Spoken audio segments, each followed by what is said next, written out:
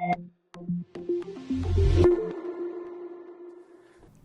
бацхан та бүхний өнөөдрийн мэнд хүргэе. Санхүүжилттэй арилжааныхаа хичээлд эргэн тавтай морил. За ингээд хэдүүлээ дэлгэцэн анхаарлаа хандуулцгаая. За санхүүжилтийн арилжааны ноён үйл руугаа бид нар багаагаар алхасаар байна. Алхам 2 дээрээ бид нар хувийн арилжааны фирмүүдийн голлох төлөөлөгчдийг авч үзсэн. Энэ листэнд ороогүй нэмэлтээр бид нар MyForex Fund-ыг авч үзсэн бол за энэ платформуудтай холбоотойгоор ер нь ямар эрсдэл учирч болохыг бид нар хоёрыг харьцан 2 матрикс дээр ач холбогдол цаг хугацаагаар нь ангилж харсан байгаа.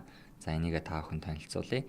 Ер нь бол нэлээд хэдэн төрлийн платформуудыг харьцуулж үзсний дараагаар нэг ийм өөртөө тухайн өөрийнхөө нөгөө арилжааны арга барилдаа тулгуурлаад анализ хийх нь хамгийн тохиромжтой байдаг. Тэгэхээр за ач холбогдол цаг хугацаагаар нь ингээ ангилаад үзцгээе. За мэдээж олон давуу тал байгаа. Давуу талаа бид нэр илүүтэй одоо энэ сургалтын бүхэлдээ бид нэр давуу талыг нэлээдгүй ярих учраас сул талуудыг нь тухайн өөрт нас дурдаад явсан зүгөө гэсэн. За нэгт нь бол ач холбогдолын хувьд бол олон төвхтэй дүрэн байдаг. Тэгээд энэ дүрмүүд нь цаг хугацаа бага зардаг хэрнээ нэгтэлтэй бол ач холбогдлын хувьд маш чухал байдаг. Тэгэхээр дүрмүүдийг бол зайлшгүй мөрдөх хэрэгтэй. Юу гэхээр одоо өдрийн дээд лимит 5%, одоо нийт алдаж болох 10% ч гэдэг юм уу эмхүү дүрмүүд байгаа. Тэр дундаа бол одоо зарим арилж одоо амралтын өдрүүдээр арилж байгаа нээлттэй байх, хаалттай байх, арилжаа болгондоо стоп лосстой арилжаа нээх гэх мэтлэн яг онцгойсон дүрмүүд байдаг. Тэрийг нь тухайн аль платформыг сонгож ашиглаж байгаасаа холбогдуулан дүрмтэй зайлшгүй танилцах хэрэгтэй. За энэ маань яагаад одоо сул тал болчих вэ гэхээр бид нэр жирийн арилжаан дээр бол хэр орогтой дүрм бол тийм тодорхой дүрмүүд зайлшгүй мөрдөх дүрмүүд бол харьцангуйгаа аяг байдаг. Та шаардлага биелүүлээд мэдээлэлээ бөглөөд хувийн мэдээллүүдэд холбож өгөөд тэгээд өөрийнхөө мөнгөөр яаж арилжах нь бол таны дур байдаг. Энэ төрлийн арилжаан дээр бол цаашлаад амжилттай явъя гэвэл тухайн дүрмийг зайлшгүй мөрдөх буюу нэмэлтээр дүрмүүд ороод ирсэн. Зарим тохиолдолд одоо юу гэдгийг гараар хянаач гэдэг юм уу тиймэрхүү дүрмүүд байх юм бол ерөөсөө зугтах хэрэгтэй. Ягаад тэгэхээр таны ингэж одоо таны арилжаагч нь сүлд нь одоо хин нэгэн bias одоо хин нэгэн хүн өөрийнхөө одоо үзмжээр шийднэ гэдэг бол ерөөсөө болохгүй. Тэгэхээр гэх мэтлэн олон дүрмүүд дээр нэлээд цаг хугацаа зараад энийг нь яг үнэхээр зөв дүрм юм уу, яг стандарт нийцээд байгаа юм уу, яг яагаад энэ дүрм байгаа вэ гэдгийг нь нэггүй харах хэрэгтэй гэсэн үг. За хоёрт нь жирийн арилжаанаас илүүтэй өндөр эрсдэл үүрүүлэх хандлагатай. За тэгэхээр бид нэр одоо санхүүжилтийн арилжаа гэдэг энэ хөтөлбөрийн хүрээнд бол шууд бусдын мөнгөөр арилжаа хийж байгаа. Нэгвэр бол санхүүжилт аваад арилжаа хийж байна. За тэгэхээр бид нэр өмнө бол одоо $1000 арилжаа хийгээд тэрэндээ таарсан эрсдлийг хамтдаа үрээд явдаг байсан бол энэ тохиолдолд жирийн арилжаан дээр бид нэр жирийн арилжаачдаас хамаагүй илүү өндөр дүнгээр шууд орж байгаа. Тэр үднээсээ бид нэр дагаж ингээд өндөр эрсдэл үүрэх гээд идэг. Одоо их мөнгөөр орж байгаа юм чинь их мөнгөтэй юм чинь томоор хөдлөж гэдэг юм уу. Тиймэрхүү юм дагаад идэг. Тэр нь бол одоо ер нь бол бас шууд эрүүл үзэгдэл гэж хэлэхэд хэцүү. Гэхдээ мэдээж ашиг хийхэд бол шаардлагатай. Тэгэхээр өөрийнхөө сэтгэл зүй тохирсон ямар одоо хөдөлгөөнд илүү миний сэтгэл зүй тогтвортой байна гэдгийг хараад энийг бол анхаарч явах хэрэгтэй байдаг шүү гэж зөвлөё. За гуравт нь хийсэн ашигаа хуваах. За энэ бол мэдээж одоо цаг хугацаа ач холбогдлын хувьд бол бага. Ягаад гэхээр та бусдын мөнгөөр их мөнгөөр арилжаа хийгээд ашигаа авж байгаа. Тэр үүднээсээ бол энэ платформуд бол ашиг хийх үүднээс танд ашигаа хувааж байна. Нөгөөтэйгөр бол та яг өөрөө хэрвээ бүтэн цагаар арилжаа хийсэн бол зэрэг ашигаа бүгдийг та авах байсан. Тэрийг бол бас асуудалтай байна. Тэрийг бодвол энэ бол сул тал гэж үзэж болно гэсэн. За тэр ч үүднээсээ ногооноор оруулсан байна. За богино хугацаа өгдөг, хугацаанд шахдаг. За энэ бол нэлээд сонгодог. Ач холбогдлын хувьд бол маш чухал. Цаг хугацаагаар ингээл бид нарыг аягүй шахаж байна. За гэхдээ энийг бол яагаад энэ 2x2 дээрээ бол энэ дээд буул руу оруулаагүй гэхээр за FDMO дээр бол яг 30 хоног. Өөр одоо MyForex Fund дээр бол дээд нь 90 хоног, 180 хоног ч гэдэг юм уу гэд хугацаанууд нь одоо олгож байгаа үүсгэний газрууд нь өөр дүрмүүд дээрээ тус бүр өөр заадаг. Тэгээ зарим нь бол нэлийн хатуу хугацаатай буюу 1 сарын хугацаанд, хэдхэн хоногийн хугацаанд ч гэдэг юм уу заасан байдаг бол зарим дээр нь бол илүү 50 хугацаа байдаг болохоор энэ маань зарим тохиолдолд бол маш их дарамт болдгоо. Тэгээ хугацаан шахагддаг. Тэгэхээр та нэг үгээр бол хугацаан шахагдсан арилжаа хийгнэ гэдэг бол одоо яг өөрийнхоороо арилжахад төвөгтэй болно гэсэн үг. За ажлын байрны доктортой байдал. За та ер нь бол одоо арилжааг бизнесээ гэж харах хэрэгтэй. Одоо бид нар хэрвээ нэг хобби гэж харах юм бол хоббинд бид нар ингээ мөнгө төлөөд идэг. Гэтэл энэ бол яг бизнес буюу одоо энэ арилжаагаа яг одоо өөрийн гэсэн тогтмол цагтай ямар сэтгэл зүгээр хандах уу, ингээ одоо мөнгө хөрөнгө оруулж байгаа бол хөрөнгө оруулалтаа юунд оруулах уу, одоо зүгээр ингээ бахан нэгэн зэрэг бид нар компани байгуулангуудаа оруулсан хөрөнгөөрөө бүх ажилчид цуглуулад авчдаггүй шүү дээ. Тэгэхээр одоо яг энэ хүнд одоо яг энэ худлаа авалтыг хийснээр надад ямар ашигтай юм гих мэтчлэн бизнес байдлаар бүртгэлжүүлээд энийгээ одоо өөртөө тэмдэглэл хийгээд ингээ явах нь ач холбогдлын хувьд илүү чухал байдаг. За тэр үднээсээ бол та нэг компанитай гэрээ хийгээд тэдний мөнгөөр арилжаа юм. Энийг бол та хөнгөн бодох юм бол зүгээр та нэг цахимаар нэг газар мөнгө төлөөд арилжаа хийж гин. Илүү нарийн томоор бодох юм бол та ингээ олон улс танигдсан юм платформтой гэрээ хийгээд эдний ингээ одоо мөнгөөр арилжаа хийж явж байна гэсэн. За тэр талаасаа ингээ бодоод үзэхээр бид нар яг мөнгө л олж чадахгүй бол тэгээ бидний гэрээ дуусгар олно. Эсвэл одоо тэгэл танд ашиггүйгээр ямар ч мөнгө өгөхгүйгээр та бидний төлөө ажиллаад байна гэсэн. Тэгэхээр талаасаа бол ажлын байрны доктортой байдал маш хүндээр яригддаг. Энд бол хэдийн нийгмийн даатгал өөр бус юм байхгүй ч гэсэн та ингээд ажил хийснийхээ төлөө цалин урамшуул аавна гэдэг бол энэ тохиолдолд бол та яг ашиг хийснийхээ төлөө л ажлын байр танд баттай байна. Хэрвээ ямар нэгэн сар олон сар ашигтай байж байгаад нэг сар ашиггүй болоод хэдэн сар ашиггүй дараалаад ашиггүй байлаа гэхэд энэ тоглоом бол маш хатуу учраас таны ингээд сэлэхээс өөр аргагүй гэсэн үг.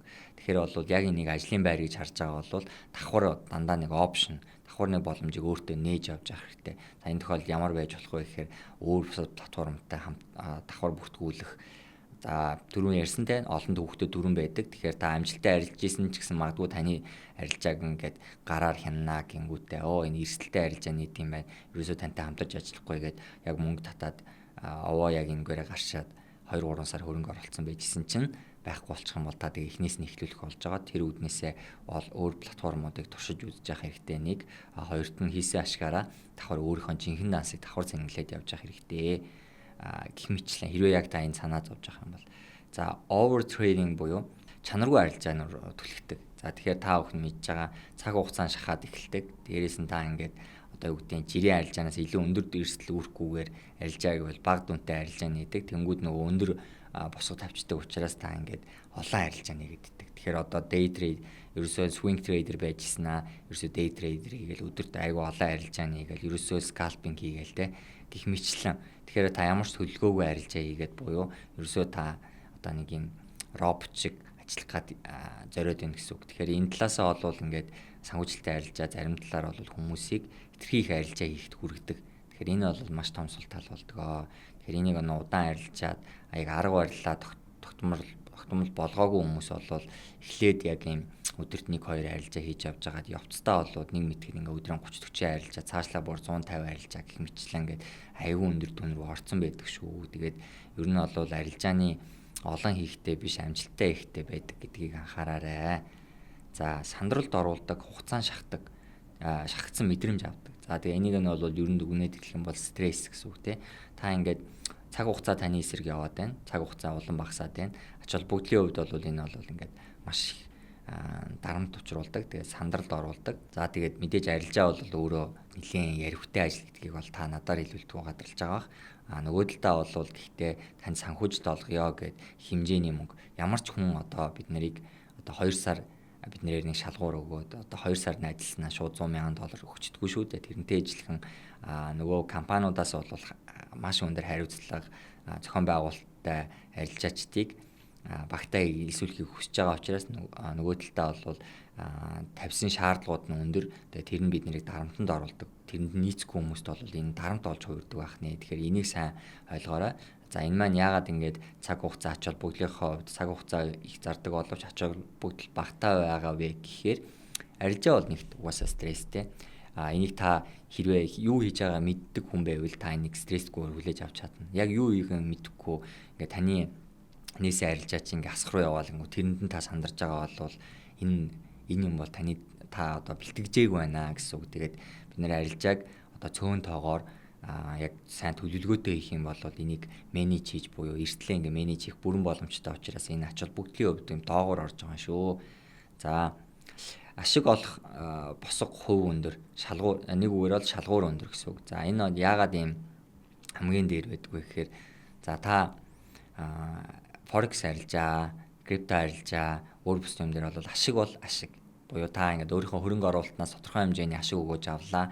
Зарим тохиолдолд бол энэ маань сарын одоо тогтсон хувь одоо тий 10%, 5%, 3% гэдээ явж иж болно. Тэгэхээр заавалчгүй тэрийг ингээд өндөр дүнгээр ашиг хийгээд авах бол хэцүү байдаг. Тэгэхээр гэтэл бол платформуд маань түрүүний ярьсан богино цагт олон арилжаач дэлхий дээр байгаа олон арилжаачтаас хамгийн одоо ур чадвартай мөнгийг нь өндөр өсгөх чадвартай тэр улсуудыг л хайж идэг учраас шалгуурууд нь маш хэцүү байдаг. Тэр үднээсээ бол ашиг олох босго хуваа өндөрөөр тавьждаг. Энэ одоо 10% ч гэдэг юм уу те.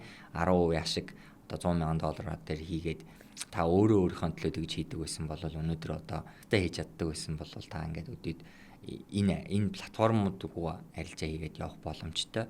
За тэгвэл нөгөө талд бол яг биднэрт одоо хөгжиж буй орнуудад энэ төрлийн үйлчлэгээнүүд шинээр энэ төрлийн үйлчлэгээнүүд маш их эрэлттэй байгаа. Дээрээс нь ингээд аюул олон боломжийг олгож байгаа учраас энэ юм руу бол хүмүүс орсоор байна. Тэгэхээр бол энэ ашиг олох босго хувь өндөр гэдэг бол нэг талаасаа цаг хугацааны хувьд шахах, нөгөө талаасаа бол ач холбогдлын хувьд ерөөсөө л энийг даахгүй бол та ингээд нийцэхгүй байгаа учраас энэ хамгийн том таны хувьд бол том та бидний хувьд бол хамгийн том сорилт болж ирнэ. Тэгэхээр одоо түрүүний миний хэлсэн одоо зах зээл дээр байгаа нэгэн танигдсан олон платформуудыг сонгоод хэрэглэсэн ч гэсэн танд дээрх эрсдлүүд гарч ирнэ. За яагаад одоо жишээ нь олон төвхтэй дүрмүүд гингүүд энэ дээр бидний өмнө танилцуулсан FTMO дээр бол тэ дүрмүүд нь ойлгомжтой. Та ингээд хоёр evaluation процессыг бол даваад цаашаа ингээд арилжаа явцдаг бол MyForex Fund дээр та одоо тухайн өдрийнхөө ихсэн дүнгээс 5% ч гэдэг юм уу. Тэрийг нь та ойлгохгүй л бол тэгэл яг нөгөө FTMO шиг хандах юм бол тэгэл таны дансч улаагаад явчих гэх мэтлэн иймэрхүү эрсдлүүд байдаг. Тэгэхээр дүрмүүдтэй нь маш сайн танилцах нь байна. За дүгнэлт хэлэхэд бол дүрмүүдтэй нь маш сайн танилцах нь байна. Жирийн арилжаанаас илүү өндөр эрсдэл үүрэх гэд байдаг учраас энд бол бэлтгэлтэй байх нь байна. Шаардлагагүй бол цөөн арилжаа илүү төлгөөгөө сайн гаргаад ямар үед орохоо илүү төлөвлөнө гэсэн үг. За хийсэн ашигаа хуваах гэдэг дээр бол сэтгэл зүйн бэлтгэлтэй байх нь. Одоо таны хийсэн ашиг чинь 100% бол танд ирэхгүй. Гэтэ дийлэнх хувь нь танд ирж байгаа учраас энэ дээр бас тодорхой хэмжээний хүлээлттэй зөв тавих хэрэгтэй гэсэн үг. За ажлын байрны докторгүй байдал зах зээлээ та ойлгох хэрэгтэй гэсэн үг. Юу вэ гэхээр та ашиг хийхгүй бол энэ зах зээл дээр энэ усуудтай хамт удаан явахгүй. Тэгэхээр энэ үднээсээ бол үнэхээр л амжилттай арилжаа хийдэг бол бүтэн цагаар энэ зүйлийг ажиллаа олох хэрэггүй, хажуугаар нэгээд явах хэрэгтэй.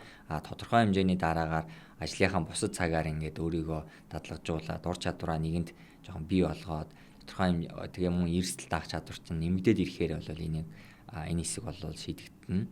За тэгээ богино хугацаа өгдөг энэ хугацааны шахуулдаг байх нь. Та хичнээн өөрийнхоороо 50 үедээ сайн айлждаг байж болох ч гэсэн тодорхой ингээд цаг хугацааны дарамтанд ороод ирэхээр та хүснээрээ байж чадахгүй гэдгээ та сайн ойлгох хэрэгтэй. Тэгэхээр төлгөөгөө маш сайн зарим нөгөө prop фирмүүд дээр олгож байгаа демо аккаунтууд дээр нь сайн туршиж үзэх хэрэгтэй.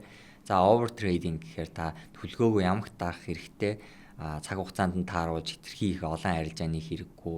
Нөгөө талдаа бол зүгээр ингээд нөгөө баг дүнгээр орлон арилжаа хийж байгаа нэг тодорхой хэмжээний ашиг олж байгаа боловч эсэргээрээ алдагдлууд нь том байдаг гэдгийг та анхаараарай. За тэгээ сандрал доруулдаг, хугацаанд шахагддаг, ер нь бол стресстүүлдэг гэдгийг та ойлгоорой. Ягаад тэгэхээр ерөөсөө яг ур чадвартайтай нь холбоотой. Та ур чадвартай авах юм бол богино цагт өндөр ашиг хийх боломжтой. Тэгээ энэ бол өөрөө маш хэцүү учраас энэ дарамтанд орохгүй гэдгээс сэргийлээрэ. За тэгээд ашиг олох босго хувь өндөр. Тэгэхээр угаасаа энэ зах зээл дээр таныг өндөр ашиг олно, таныг тодорхой хэмжээний ашигтай ажиллана гэдэгт одоо найдаж бооцоо тавьж энэ усууд одоо өөртөөхөө мөнгөн дүнг хариуцуулж байгаа учраас энэ дээр сэтгэл зүйн үед бэлтгэлтэй мөн дээрээс нь төлөвлөгөө гаргаад явах хэрэгтэй. За эцсүүлд нь ганц юмыг зориод хэлэхэд энэ төрлийн үйлчлэгээ нь Монгол шиг хөгжиж буй орнуудад одоо яг гар дээрээ хэмжээний бэлэн мөнгөгүй улсуудад маш олон том боломжийг олгож байгаа.